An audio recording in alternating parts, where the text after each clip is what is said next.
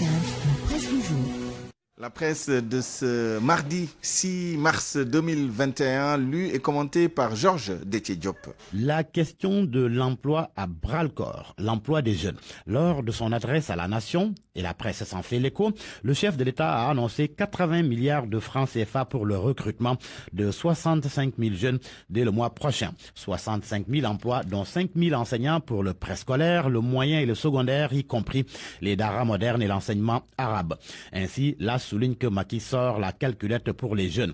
Le journal Le Quotidien, lui, annonce un mai délicieux alors que le soleil parle de réponses concrètes de Macky Sall.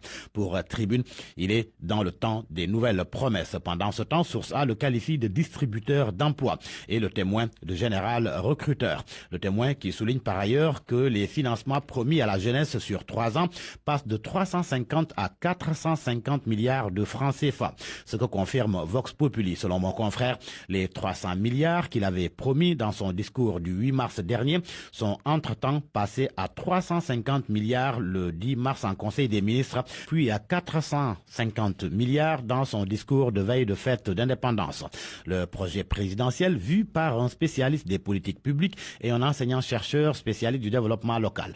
Dr Alboury Ndiaye et Alioune Niang-Baye analysent dans l'Observateur les annonces du président de la République. Selon Alboury Ndiaye, il y a une volonté d'apporter des solutions à la lancinante question du chômage endémique des jeunes. Cependant, le bas blesse toujours dans l'approche méthodologique, la mise en œuvre opérationnelle des mesures et surtout le choix des ressources humaines chargées de solutionner la problématique de l'emploi des jeunes devenue un enjeu de sécurité nationale. Alioune Niang-Baye, lui, souligne qu'on peut, avec 45 milliards de francs CFA, créer le maximum d'emplois qui seront de type locaux et communautaires. En tous les cas, pour Enquête, Macky Sall joue son va-tout. Mon confrère note qu'avec des consultations dans les 45 départements, un conseil présidentiel le 22 avril, 65 000 emplois dès le mois de mai, on peut dire, sans risque de se tromper, que le président Sall déploie l'artillerie lourde pour lutter contre le chômage des jeunes. Dans son discours à la nation, il n'a pas été question que d'emploi. Le chef d'État a évoqué l'unité nationale. Sud Quotidien l'a d'ailleurs relevé,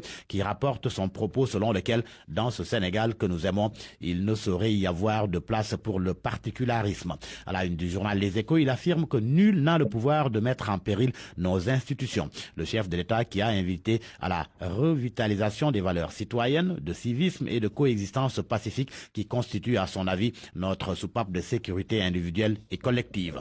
À la une de Source A, le Conseil supérieur de la magistrature qui ne se serait pas réuni depuis 11 mois. Une violation de la loi aux yeux du confrère qui pointe du doigt l'exécutif. Et pour cause, la loi organique du 17 janvier 2017 dispose que les réunions du Conseil supérieur de la magistrature doivent avoir lieu au moins 2 fois l'année. Or, Macky Sall n'a plus convoqué une telle rencontre depuis le 19 mai 2020.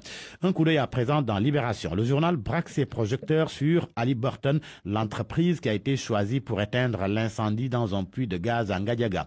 Mon confrère révèle que Halliburton traîne une mauvaise réputation. Elle a un passé de corruption. Quelques faits rapportés par Libération.